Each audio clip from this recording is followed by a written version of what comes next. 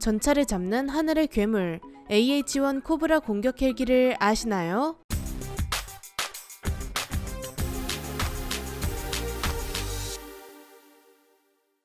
안녕하세요, 지식스토리입니다. 이번에는 적의 전차를 죽음으로 몰아가는 탱크 킬러 코브라에 대해 알아볼 텐데요. 우리는 보통 날아다니는 모든 것은 공군이 갖고 있다고 생각합니다. 하지만 사실은 그렇지 않은데요. 육군과 해군 모두 날아다니는 비행체를 보유하고 있습니다. 미 해군과 같은 경우는 항공모함 위에 수백 기의 함재기를 올려두어 해군의 항공 자산으로 운용하고 있죠. 우리나라와 달리 미국은 육군이나 해군도 정말 많은 항공기들을 보유하고 있는 것을 알 수 있습니다. 사실 육해공이 명확하게 분리된 것은 얼마 되지 않았는데요. 제2차 세계대전까지만 해도 미국엔 공군이 없었고 날아다니는 거의 모든 폭격기와 전투기들은 모두 미국 육군 항공대에서 운용하는 것이었습니다. 그런데 갈수록 항공 자산의 역할이 거대해지면서 미국은 육군으로부터 항공대를 분리해서 공군을 창설하게 되었죠. 미 육군의 엄청난 전력이 갑자기 사라져버리자 육군에게 매우 커다란 고민이 생겨버립니다. 지상 병력이 매우 신속하게 항공 지원을 받기 어려워진 것이죠.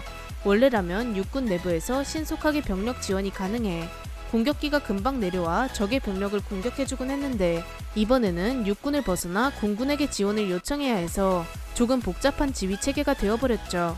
전쟁은 끝났지만 소련과의 냉전이 시작되었고 소련의 엄청난 기갑 전력이 물밀듯 내려오면 신속한 항공 지원이 있어야 육군의 피해를 줄일 수 있었습니다.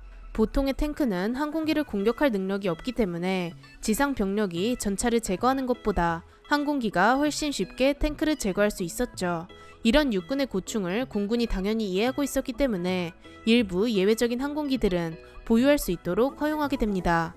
부상병을 호송할 항공기와 정찰 목적의 항공기를 인정해 주었고 60년대에 들어서는 헬리콥터 형태의 항공기도 인정해 주었죠. 하지만 육군은 정말 지상 병력을 지원해 줄 수 있는 항공 지원을 독자적으로 운용하는 것을 갈망했는데요. 특히 베트남 전쟁이 발발하게 되면서 수많은 지상 병력이 고통받고 있었고 공군에 충분한 화력 지원이 있었지만 보다 육군 친화적이고 보다 신속한 항공 지원이 필요했습니다. 공군은 제공권도 장악해야 하고 지상도 지원해줘야 하는 등 여러 가지 임무가 많았기 때문에 지상 병력 옆에 딱 붙어서 화력 지원만 해줄 수는 없는 노릇이었습니다.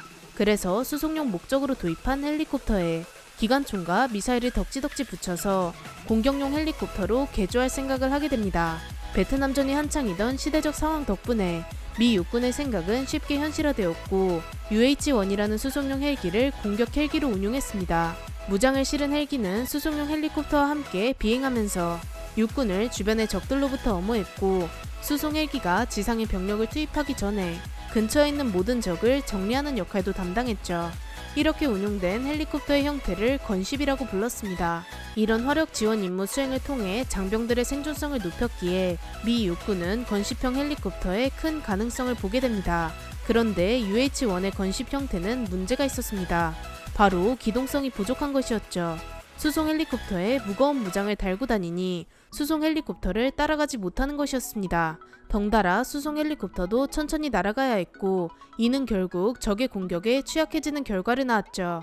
UH-1을 개발했던 미국의 항공기 회사인 벨 헬리콥터는 베트남전에서 건십의 필요성을 느끼기 이전부터 건십 헬리콥터에 대한 기반 개발을 진행하고 있었습니다.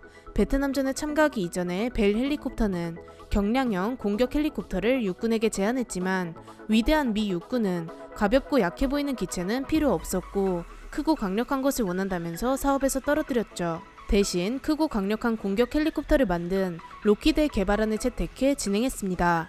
벨 헬리콥터는 그래도 가벼운 헬리콥터가 필요할 것이라고 생각했고 스스로 경량형 공격 헬리콥터의 개발을 계속해서 진행했습니다. 이후 베트남전이 터지면서 이런 기동성의 문제가 불거졌고 록히드의 크고 강력한 공격 헬기는 보류하게 되었습니다.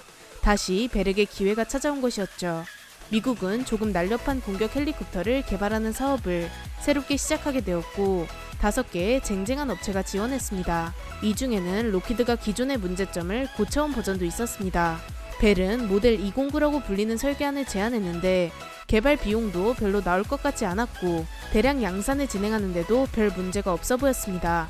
결국 이런 이점을 갖고 있던 벨 헬리콥터가 선정되었죠. 1965년 9월 벨의 모델 209는 초도 비행에 성공해 기술 검증도 쉽게 마무리되었습니다. 사실 미 육군은 록히드의 개발 모델을 조금 기다렸다 채택하고자 하는 마음도 있었지만 지금 당장 전선에 투입하는 것이 중요했기 때문에 크게 고민하지 않고 모델 209를 대량 양산해버립니다. 이렇게 탄생한 기체의 제식 번호는 AH-1이라고 명명되었죠. AH는 공격 헬리콥터의 약자입니다. 별칭으로는 독사의 종류 중 하나인 코브라라는 이름이 붙었죠. AH-1 코브라의 개량형인 AH-1G를 기준으로 전장은 16.2m에 중량은 2.63톤으로 그렇게 크지는 않습니다. 승무원은 2명이 탑승하는데 1명은 조종사, 1명은 무기 관제사 역할을 수행하죠. 최고 속도는 시속 276km지만 극한으로 끌어올리면 시속 350km까지도 비행이 가능합니다. 하지만 이렇게 비행을 하면 금방 고장나죠. 항속거리는 574km에 최고 비행 고도는 3.5km입니다. 기본적인 무장으로는 M134 미니건 한정 또는 20mm 기관포를 장착하게 됩니다. 그리고 양쪽에 M134 미니건 2정 또는 40mm 유탄 발사기 2정을 장착합니다. 아니면 각각 하나씩 장착할 수도 있죠. 남은 무장으로는 70mm 로켓 7발 또는 M200 로켓 19발을 장착하죠. 미니건 또는 유탄 발사기, 로켓탄 등으로 무장이 가능합니다. AH-1 코브라의 가장 큰 특징은 매우 날렵한 형상입니다. 강력한 독사인 코브라가 연상되는 이 생김새는 방어를 위함인데요. 헬리콥터의 특성상 지면과 가까이 비행하기 때문에 대공 미사일은 물론 RPG-7과 같은 대전차 미사일로도 위협받았습니다. 나무 아래 풀숲에 숨어있다 갑작스럽게 공격을 할 경우 피하는 것이 굉장히 어려웠기 때문에 최대한 얇게 만들어서 공격을 잘 받지 않도록 설계했죠. 이런 생김새의 또 다른 장점은 바로 기동력입니다. 기체가 얇다 보니 공기 저항이 적어 빠르게 기동할 수 있습니다. 그래서 무려 시속 300km가 넘는 속도로 비행이 가능한 것이죠. 이런 특징 덕분에 지상 병력을 신속하게 지원할 수 있었습니다. 그럼 건십이라는 공격 헬리콥터의 가장 중요한 무장은 어떨까요? 재원에서 가볍게 설명했듯이 정말 다양한 무장을 장착할 수 있는데 기본적으로 세 종류의 무장을 장착합니다. 헬기의 하단에 장착되어 있는 터렛의 하나, 양옆에 각각 2종류의 무기를 장착하죠. 헬기가 비행을 하다 옆이나 아래에서 적이 발견되면 대응하기가 굉장히 까다롭습니다. 헬기는 보통 정면을 향해서만 공격이 가능하기 때문이죠. 이런 단점을 보완하기 위해 터렛을 달아두었는데 이 터렛에는 보통 M134 미니건이나 20mm 기관포를 장착합니다. 그리고 아래와 같은 사각지대를 공격할 수 있게 회전하죠. M134 미니건은 분당 6,000발의 총탄을 퍼부을 수 있는 미친 화력의 기관총입니다. 그리고 양옆 날개에는 총 4군데의 로켓탄이나 기관총 등을 장착합니다. 이 날개를 스톱 윙이라고 부르는데 1.3톤에 달하는 무장을 장착할 수 있죠. 보통 70mm 로켓탄을 장착하거나 토우 대전차 미사일을 장착해 상대방의 장갑 차량을 공격하는 용도로 사용합니다. 최대 70mm 로켓탄을 76발이나 장착할 수 있어 웬만한 차량들은 모두 터뜨려버릴 수 있습니다. 또한 공대공 미사일을 장착해 전투기까지는 아니더라도 적의 헬리콥터를 공격할 수 있는 능력도 보유하고 있습니다. 적 보병부터 전차, 헬기까지 모두 대응할 수 있는 무기 체계이죠. 또한 코브라는 무장 이외에 승무원 생존성에 큰 투자를 했는데요. 보통의 헬리콥터는 조종사가 다치면 그대로 끝입니다. 다른 승무원이나 탑승자들이 생존해 있다고 해도 기체가 추락해 끝이 나거나 기적적으로 살아남아도 적군에 의해 공격받기 십상이죠. 하지만 코브라는 2명의 승무원이 한 번에 다치지 않도록 설계했습니다. 앞뒤로 나란히 앉은 2 승무원 사이에는 강철판이 놓여 있는데요. 그래서 폭탄에 맞더라도 1명만 다치고 1명은 다치지 않을 수 있죠. 만일 조종사가 폭탄에 맞아 사망하거나 조종 불능 상태가 된다면 강철판 덕에 멀쩡한 뒤 승무원이 조종 권한을 옮겨받아 기지로 귀환할 수 있습니다. 보통 뒤에 탑승한 승무원은 무기 관제 임무를 맡아 보다 정확한 사격 임무를 수행하지만 만일을 대비해 조종도 배우게 됩니다.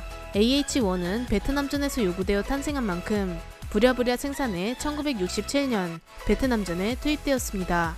베트남전에서 지상 화력 지원부터 적의 전차를 부수거나 헬기를 부수는 등 적재적소에 투입되어 완벽한 임무를 수행해 나갔습니다. 100만 시간이 넘는 작전을 수행하면서 지상 병력을 지원했죠. 특히 코브라는 베트남전에서 새로운 장점을 알게 되었는데 바로 신속한 재무장이었습니다. 작전에 나가 신나게 폭탄을 퍼붓고 돌아오면 재빨리 무장을 다시 채워넣어 금방 작전에 재투입되었습니다. 베트남전에서 정말 뛰어난 화력을 펼친 이후 그레나다 침공, 파나마 침공 등 정말 많은 전쟁에 참여해 육군을 지원했고 공격 헬리콥터의 상징적인 존재가 되었습니다. 코브라는 특히 토우 대전차 미사일을 주렁주렁 달고 다니면서 보이는 족족 전차들을 때려잡아 전차 킬러라는 별명도 얻게 되었죠. 1967년에 도입이 시작된 만큼 기체는 정말 오래되었고 2001년을 기준으로 미 육군에서 전량 퇴역했습니다. 이후 매우 강력한 공격 헬리콥터 AH-64 아파치가 뒤를 이어 미 육군의 든든한 화력 지원을 수행하고 있죠. AH-1 코브라는 총 1116기가 생산되어 실전 배치되었고 1988년부터 우리나라에도 도입되어 활약하고 있습니다. 우리나라는 아직도 이 기체를 사용하고 있죠. 코브라는 정말 오랜 기간 사용해왔기 때문에 정말 많은 파생형도 나왔습니다. 한 가지 예시로 기동력을 끌어올리기 위해 기존 한 개였던 엔진에서 추가 엔진을 달아 더 빠른 버전인 슈퍼 코브라도 생산해 배치했습니다. AH-1 코브라는 한 개의 현재 가치로 167억 원 정도였기에 그렇게 비싸지 않은 가격으로 대량 생산에 성공했습니다. 이렇게 미 육군을 든든하게 지켜준 화력 최강 헬리콥터 AH-1 코브라에 대해 알아보았는데요. 영상을 재미있게 보셨다면 구독과 좋아요 부탁드립니다. 감사합니다. 지식스토리였습니다.